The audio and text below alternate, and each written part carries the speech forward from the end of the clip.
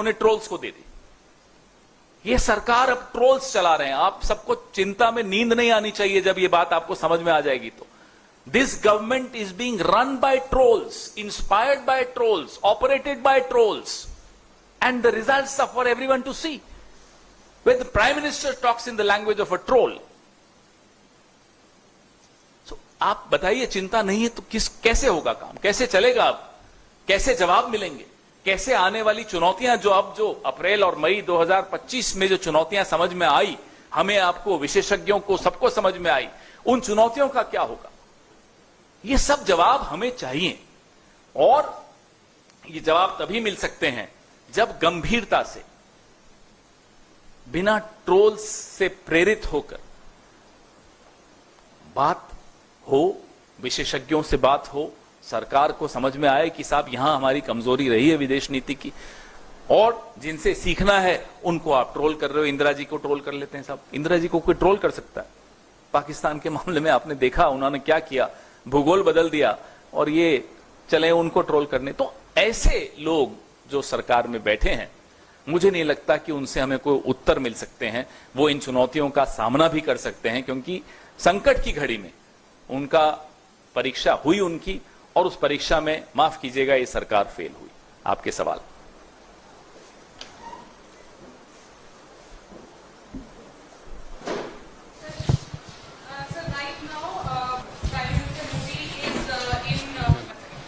Gujarat road show. He's in Gujarat and he has made certain comments saying that इस बार सारी व्यवस्था थी ताकि हमारे घर कोई सबूत ना मांगे.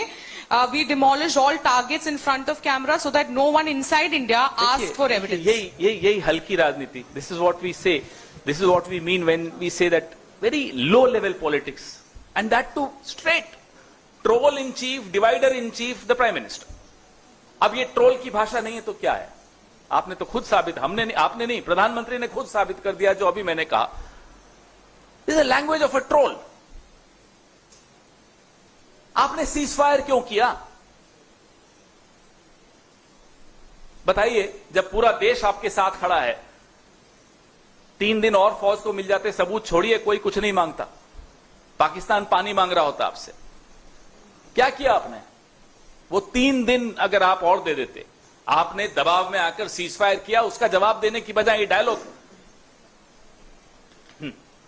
पवन सर, मेरा सवाल आपसे यह है, कल कंसल्टेटिव कमेटी एक्सटर्नल अफेयर्स की मीटिंग हुई, जिसको खुद विदेश मंत्री ने जो है वो चेयर किया, और ये बात सामने आ रही है कि उस मीटिंग के अंदर ये, जब ये सवाल आया कि राहुल गांधी ने पूछा है कि बताया गया था क्या पाकिस्तान को, तो वहां से ही उन्होंने ये जवाब दिया कि इस बात को बार बार पूछना और उसको पूछना भी भाई एक तरीके का अपराध है।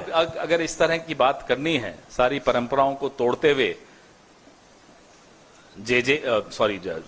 एस जयशंकर ने जो बाहर आकर स्पिन डॉक्टरिंग करने की कोशिश की, अगर हम भी परंपराएं तोड़ने पर आ जाएं, तो अंदर उन्होंने क्या बोला था, अगर बाहर आ जाए, शक्ल दिखाते फिरेंगे, छिपाते फिरेंगे। चुनौती देते हैं हम, आइए बाहर आके बोलिए, अच्छी बात नहीं है ये।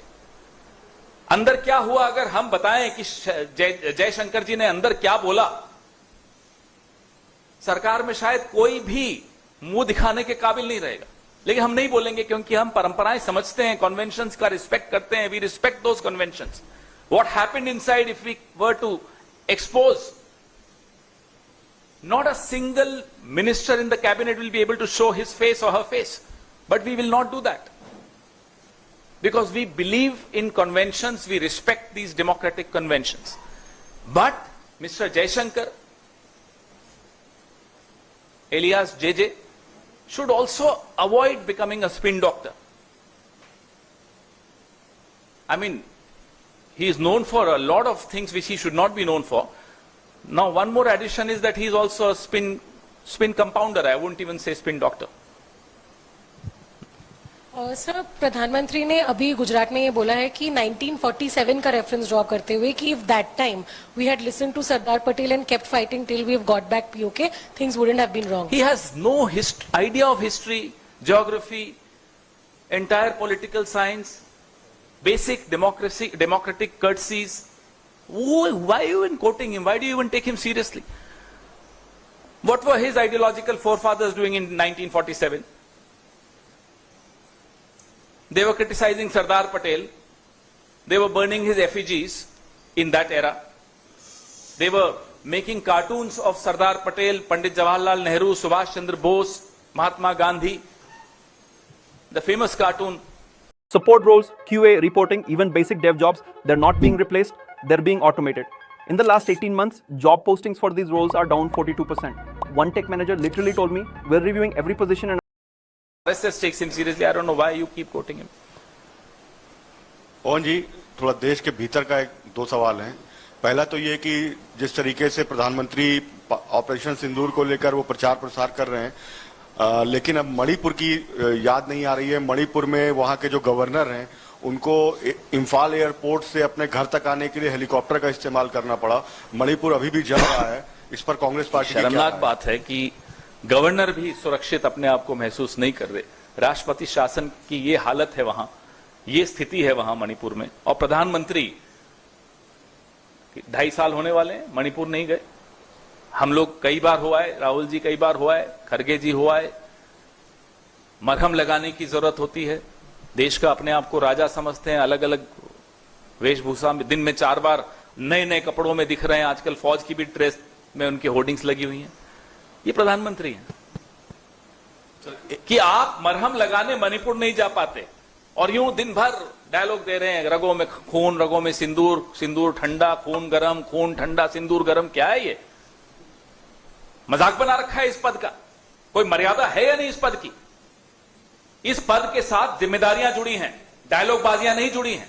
और उन जिम्मेदारियों में मणिपुर जाना भी लिखा है, जख्मों पर मरहम लगाना भी लिखा है। अपनी जिम्मेदारियों से बिल्कुल दूर भागने वाला व्यक्ति दिन भर, मुझे लगता है ये 18 घंटे में से 17 घंटे डायलॉग्स की प्रैक्टिस करते हैं और 1 घंटा बोलते हैं। सर एक और सवाल है सर। चौथी अर्थव्यवस्था भारत बन चुका है, ये कल नीति आयोग के सीईओ ने बयान दिया। उसके बाद तमाम मंत्रियों ने इसको एक उपलब्धि के तौर पर बताया मोदी सरकार के, और उसके बाद अब सफाई आई है कि हम नवंबर दिसंबर तक चौथी अर्थव्यवस्था बनेंगे। अब पहले से ही तारीफ करनी शुरू कर दी। ये हालत है इनकी। डेडलाइन 2047 की हर चीज के लिए कर चुके थे, फिर ये नया आंकड़ा लेकर आए, जब हम जापान से आगे बढ़ गए, फिर याद आया कि नहीं अभी बढ़े नहीं है। और नीति आयोग में कल एक बड़ी और रोचक बात हुई परसों। नीति आयोग ने कहा सबको कि भाई तुर्की का मॉडल अडॉप्ट करना चाहिए। ये टर्की का मॉडल अडॉप्ट करने के लिए कहा जा रहा है नीति आयोग की रिपोर्ट में। आपने नहीं देखा? देखिए ना, मैं पढ़ता हूं आपको। NITI Aayog report published on Monday has mentioned Turkey as one of the nations from which India should adopt global best practices to address and bridge the skill gaps in the country's medium enterprises. Skill gaps को ठीक करने के लिए नीति आयोग कहता है कि Turkey का model adopt कीजिए। ये जो मैं कहता हूं आपको, नीतियां सारी ट्रोल्स के हाथ में दे दी। नीति आयोग को बेचारे को पता नहीं चला कि ट्रोल्स क्या कर रहे हैं। ये स्थिति है। और नीति आयोग को छोड़िए, जब पूरी सरकार के लेफ्ट हाथ को नहीं मालूम कि राइट हाथ क्या कर रहा है, तो यही होगा ना। जापान से आगे बढ़ गए जी, अभी 2-4 महीने दे दो, अमेरिका से आगे बढ़ते हुए दिखा देंगे और हमारे ट्रोल्स मान भी जाएंगे, जय जयकार भी हो जाएगी। मोदी जी फिर नई कोई वेशभूषा में आएंगे और निकल पड़ेंगे साहब, ये भी हासिल कर लिया, मेरी रगों में व्यापार है, मेरी रगों में एक इस वाली रग में व्यापार है, इस वाली में सिंदूर है। पवन जी, सर, यूपी सरकार ने फैसला किया है कि अब जो भी शादी यूपी में होगी उसमें सिंदूर दान गिफ्ट किया जाएगा। वही आपके यूपी के अध्यक्ष कहते हैं। इन सवालों पे क्या जवाब दें भाई? पहलगाम में जो सिंदूर उजड़े हैं, क्या उन आतंकियों को आप लेकर आए हो? क्या सीजफायर में वो आतंकियों को लाने की शर्त रखी है? प्रधानमंत्री तो वहां गए भी नहीं, वह छोड़ दीजिए। ये सिर्फ जो एक ड्रामा वाली कंपनी हो ना, वैसे सरकार चल रही है। कोई डायलॉग देता है, कोई नए नए शिगुफे छोड़ता है, लोगों को, दर्शकों को कैसे मनोरंजन मिलता रहे, तालियां बटोरते रहें। ये एक ड्रामा कंपनी है, सरकार नहीं है। पवन ठीक है, सर, अध्यक्ष आपसे कहते हाँ जी। Sir, as Congress party has decided to hold the Jai Hind Sabha tomorrow, there is going to be a Sabha in Delhi as well. Now the question which the BJP is raising, that on one side Prime Minister is giving a stern message to Pakistan, but on the other side it is the Congress party which is basically doubting our armed forces. How do you say? But why do they keep hiding behind the armed forces? Armed forces have done their job. They could have done more if we had given them time. The government did not give them time enough. Government rushed into a ceasefire. The questions are being asked to the government, and the government is so afraid of responding to those questions that they'll hide behind the armed forces. You give them 2 more days and see what the armed forces are capable of achieving. But we'll ask questions to the political leadership. We have a brave army and a coward as a prime minister. We have a very brave forces, but a very, very coward kind of a government. So we have every right, and it's our duty to ask questions to these cowards who are occupying important positions in government, Prime Minister and others. Pawan sir, Brijbhushan Sharan Singh को कल अदालत से राहत मिल गई है इस मसले आपको हैरानी हो रही है? उन्हें भी हैरानी नहीं हुई।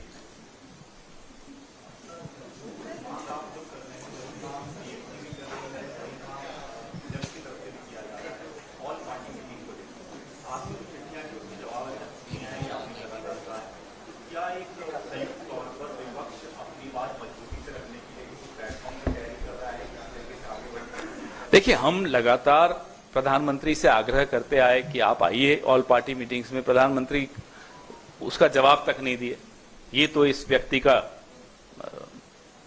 नैतिक बल है कि विपक्ष की चिट्ठी तक का जवाब नहीं दे सकता। हम यह भी कहते आए कि आप एक स्पेशल सेशन ऑफ पार्लियामेंट, विशेष सत्र बुलाइए संसद का, उसका भी जवाब नहीं आया। और ऐसे व्यक्ति से किस भाषा में कौन कैसे बात करे, अब उसमें रुचि भी देश की खत्म हो गई है। क्योंकि इन्हें तो जो अपनी राग अलापनी है, वो टोपी लगा के और चले जा रहे हैं फौज की तरह। तो ये उसी में है। मैं आपको कहा ना, ये सरकार नहीं है, this is like a drama company. And the lead actor who is not even a popular actor anymore is mister Narendra Modi. Pawan ji, BJP के राष्ट्रीय अध्यक्ष 7 और 8 जून को पीसी करेंगे और उसमें संकल्प से सिद्धि अभियान की शुरुआत की बात कही जाएगी। संकल्प से सिद्धि जो अभियान है, इसमें ऑपरेशन सिंदूर का भी जिक्र किया जाएगा और बताया जाएगा किस तरह से इसमें बीजेपी ने सिद्धि हासिल की है। ये करें तो कुछ गलत नहीं। ये ऑपरेशन सिंदूर का सहारा लेकर पूरे देश में प्रचार करते रहे, ये इस सवालों के जवाब दिए बगैर कि पहलगाम में हुआ कैसे ये हादसा, पहलगाम की विधवाओं के साथ न्याय हुआ या नहीं हुआ, सीज फायर क्यों हुआ, अमेरिका क्यों बीच में पड़ा, अमेरिका और भारत, पाकिस्तान और भारत का हाइफेनेशन कैसे हुआ, क्यों हमारी विदेश नीति फेल हुई, तमाम सवालों का जवाब नहीं देंगे। अगर सवाल पूछ लिए तो अरे साहब, आप तो पाकिस्तान की भाषा बोल रहे हो। और आप कूच कर रहे हैं सड़कों पर, प्रचार कर रहे हैं ऑपरेशन सिंदूर में ये हासिल किया, ये हासिल किया। हम तो सिर्फ ये कह रहे हैं कि पहलगाम की विधवाओं के लिए न्याय हासिल किया या नहीं किया, सीज फायर में आतंकियों को वापस हमें सुपुर्द किया जाएगा, ये हासिल किया या नहीं किया। जो नुकसान हुआ है वो आपके सामने है, हाइफेनेशन आपके सामने है, कश्मीर पे मध्यस्थता आपके सामने दिख रही है, सुनाई दे रही है। ट्रंप रोज बोल रहा है लेकिन जवाब यहां से नहीं जा रहा है। ये आंखें, लाल आंखें दिखाएंगे सिर्फ विपक्ष को, और विपक्ष भी नहीं डरता है इनकी लाल आंखों से। दिखाते रहो, जहां दिखानी है वहां दिखाओगे नहीं। आज पूरा देश को ये समझ में आ रहा है 19 जून 2020 को जो क्लीन चिट चीन को दी थी, उसका खामियाजा कितना भारी है। I am sorry but nobody, no country in the world is taking you seriously because of your acts of omission and commission, because of your failed foreign policy, because of the clean chit that you gave to China 19 June 2020। तो ऐसे व्यक्ति ये drama ही कर सकते हैं, करने दीजिए इन्हें। सर इधर सर, गांधीनगर में प्रधानमंत्री ने बोला है कि हम 11 नंबर की इकोनॉमी से 4 नंबर की इकोनॉमी पर पहुंच गए हैं। अब अभी उनको बोलो ना, अभी तो अखबार तो पढ़ लें, अभी तो ब्रेकिंग न्यूज है 5 पे ही हो, कल 3 पे थे, वो कोई बोला 5वें पे हैं अभी, अब वो कह रहे हैं 4थे पे आ गए। बताइए भाई कहां है? बहुत बढ़िया साहब, पवन सर, इस तरह सर बधाई हो आपको। पवन सर, आप लोग विशेष सत्र की मांग कर रहे हैं सर? अरे जब जरूरत थी तब आपके साथ कौन खड़ा था? कोई एक देश बताइए जिसने कहा कि पाकिस्तान टेररिस्ट को सपोर्ट करता है, उनका उपयोग पड़ोसी देश भारत के खिलाफ करता है। कोई एक देश बताइए। FATF की ग्रे लिस्ट में पाकिस्तान है या नहीं है, हमें बताइए, क्यों हटा? फाइनेंशियल एक्शन टास्क फोर्स में क्या हुआ? आप पाकिस्तान को अलग थलग करने की जगह अपने आप को अलग थलग कर रहे हो, यह चिंता का विषय है। पवन सर, आप लोग विशेष सत्र की मांग कर रहे हैं, टीएमसी का भी साथ मिला। आज टीएमसी के सांसद सेंट्रल हॉल में अभी बैठक कर रहे हैं इस मुद्दे की मांग को लेकर, तो आपको लगता है कि अब सरकार मानेगी? ये सरकार, जब ऐसा दौर था कि हम सब उनके साथ खड़े होने को तैयार थे, खड़े थे, तब नहीं मानी। आपको पहले भी इसी मंच से उदाहरण दिया था 1962 का, जब नेहरू जी से अटल जी ने मांग की थी विशेष सत्र की बीच युद्ध के। तब अटल जी की बात को माना था नेहरू जी ने और संसद का विशेष सत्र करवाया था, लेकिन वो नेहरू जी थे। ये तो उनकी पांव की धूल के बराबर नहीं है, तो ये थोड़े मानेंगे।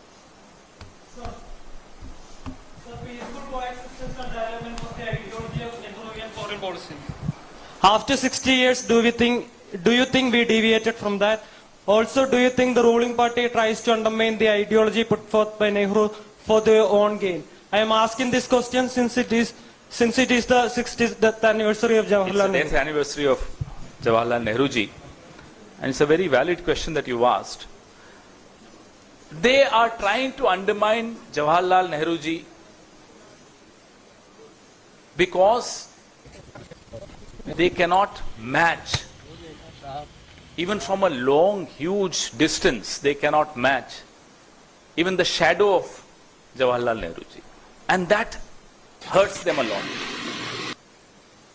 To become Jawaharlal Nehru, you have to live a life of Jawaharlal Nehru, a life of giving up all the prosperity that he was born in. क्या आप बैठक नोट्स और सारांश में कठिनाई महसूस कर रहे हैं?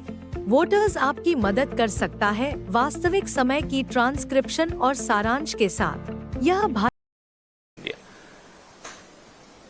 So there is no comparison.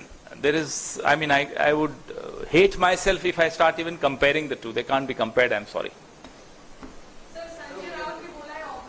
का दौर आता है किसी व्यक्ति पर, किसी परिवार पर, किसी समाज पर, किसी देश पर, तो अपने पराये की और निडर और कायर की पहचान हो जाती है। अभी 22 अप्रैल को देश पर एक संकट का समय आया। पूरा देश दहल गया किस तरह से 26 निर्दोष सैलानी टूरिस्ट आतंकियों के हाथ मारे गए पहलगाम में, और देश एक आवाज में बोल रहा था, मांग कर रहा था देश के प्रधानमंत्री से, देश के रहनुमा से, कि आप आतंकवाद के खिलाफ जो कदम उठाने हैं उठाइए। एक जिम्मेदार विपक्ष की हैसियत से कांग्रेस पार्टी ने 22 अप्रैल की रात को ही तुरंत एक स्टेटमेंट जारी किया और संकट की इस घड़ी में सरकार से कहा कि हम आप जो निर्णय लेंगे उसके साथ खड़े होंगे। नेता प्रतिपक्ष श्री राहुल गांधी विदेश यात्रा को बीच में ही छोड़कर लौटे। कांग्रेस अध्यक्ष श्री मल्लिकार्जुन खड़गे ने आग्रह किया सरकार से कि आप ऑल पार्टी मीटिंग बुलाइए, और उस बैठक में हमने बिना किसी किंतु परंतु के सरकार को कहा आप जो कदम उठाएंगे हम आपके साथ रहेंगे, एक आवाज में बोलेंगे, और एक आवाज में बोला। तुरंत हमने कांग्रेस कार्य समिति की बैठक भी बुलाई और उसमें भी यही प्रस्ताव पारित किया कि हम अपने सैन्य बलों का मनोबल बढ़ाने के लिए राजनीतिक रूप से एक आवाज में बात करेंगे। राहुल जी पहलगाम के पीड़ितों से मिलने गए, अस्पताल में गए, वहां के अलग अलग भिन्न भिन्न स्टेक होल्डर्स से मिले, वो पोनी एसोसिएशन हो, अलग अलग एसोसिएशन से वो वहां मिले, और जो भारत के सिविलियंस पर पाकिस्तान की कायराना फायरिंग पुंछ में हुई, राहुल जी वहां भी गए अभी 3 दिन पहले और उनकी सुध ली, उनकी तकलीफों को साझा किया देश के साथ। लेकिन ये सब तो जो हम कर रहे थे आपके सामने है, और हम बार बार आपसे बात भी करते रहे, दिन में 2 बार भी करते रहे, क्योंकि संकट का एक दौर है।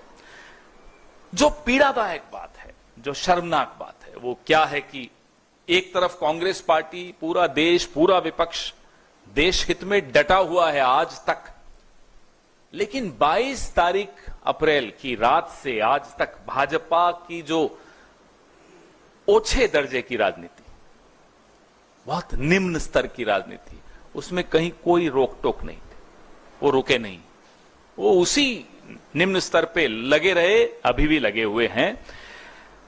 और अपना जो विभाजनकारी उनका एजेंडा है, एक तरह से माफ कीजिएगा, उन्होंने आपदा में अवसर ढूंढा। पूरे देश में आवाज उठ रही थी कि पाकिस्तान को जवाब दिया जाए, आतंकियों के खिलाफ कदम उठाए जाएं। भाजपा के लोग कश्मीर के छात्र छात्राओं के साथ दुर्व्यवहार कर रहे थे, देश की जो अकलियत है, माइनॉरिटी है, मुसलमान है, उनके साथ दुर्व्यवहार कर रहे थे। सोशल मीडिया पर क्या कर रहे थे आपके सामने, आपदा में अवसर इसीलिए कहता हूं। और जो आधिकारिक सोशल मीडिया हैंडल्स हैं, उसमें एक धार्मिक उन्माद फैलाने की चेष्टा की गई। मतलब आप देखिए, एक सत्ताधारी दल का स्तर देखिए कि जहां देश दहला हुआ है, देश उम्मीद कर रहा है कि भाई आप इन सब भेदभाव से ऊपर उठकर जवाब देंगे पाकिस्तान को, आप उसी स्तर में और ज्यादा दलदल में घुस रहे थे। आपने वो काम किया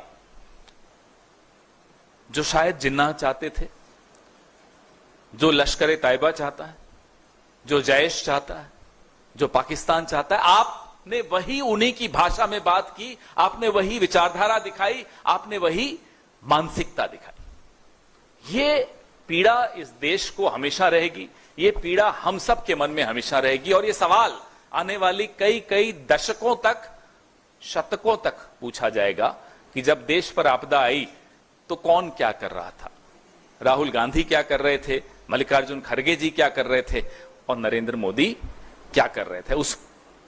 वो क्या कर रहे थे उसका तो जिक्र करना भी मुझे लगता है, एक इस गंभीर विषय पर उनका जिक्र करना मुझे लगता है बहुत मजाकिया हो जाएगा, और ये मजाकिया विषय है नहीं। जिस तरह से वो कभी प्रेम चोपड़ा की तरह, कभी परेश रावल की तरह डायलॉग्स दे रहे हैं साहब, जा जाकर ये सिंदूर है, इसमें रगों में मांग क्या है, खून है, गर्म है, ठंडा है, और गोली खाओ, रोटी खाओ। ये प्रधानमंत्री है, ये प्रधानमंत्री है देश के। आज तक हमें जवाब नहीं मिला कि 2023 में पुंछ में जो आतंकियों ने किया, 2 अक्टूबर 2024 में गांधरबल में जो किया, गुलमर्ग में अक्टूबर 2024 में जो किया, पहलगांव में अप्रैल 2025 में जो किया, उन आतंकियों का क्या हुआ, वो कहां है? आज तक जवाब नहीं मिला कि सीजफायर किन शर्तों पर हुआ। आज तक जवाब नहीं मिला हाफिज सईद, अजहर मसूद बच के कैसे निकल गए। क्या सीजफायर की शर्तों में इन्हें वापस लाना है या नहीं है? कोई जवाब नहीं। जवाब मांगो, सवाल पूछो तो ये डायलॉग आते हैं आपके। पिक्चरें हम सबने देखी है साहब, हमारा सारा बचपन पिक्चरें देखकर गुजरा है, लेकिन गंभीर विषयों पे गंभीर चर्चा होनी चाहिए या पिक्चरों के डायलॉग होने चाहिए? पूरी विदेश नीति ट्रोल्स को आउटसोर्स कर दी, पूरी सुरक्षा नीति ट्रोल्स को आउटसोर्स कर दी, पूरी आंतरिक नीतियां जो है, राजनीति जो है, राजनीतिक विमर्श जो है, ट्रोल्स को आउटसोर्स कर दिया। ये उसका नतीजा है। नतीजा मैं आपको बताता हूं क्या हुआ पिछले 10 घंटों में क्या हुआ। विदेश नीति का मैं आपको एक ज्वलंत उदाहरण देता हूं।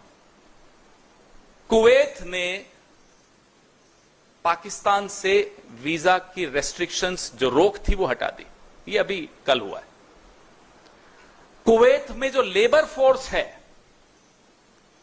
21% भारत का है। ये भारत की विदेश नीति है कि अब चूंकि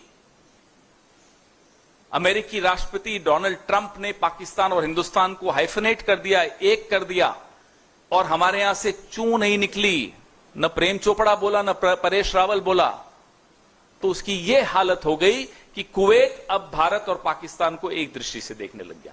जो रेस्ट्रिक्शन थी वीजा पाकिस्तानियों पर कुवैत से, वो हट गई और पाकिस्तान और कुवैत अब लेबर ट्रीटी साइन करने वाला है। यह भी आप सुन लीजिए, यह है आपकी विदेश नीति का नतीजा।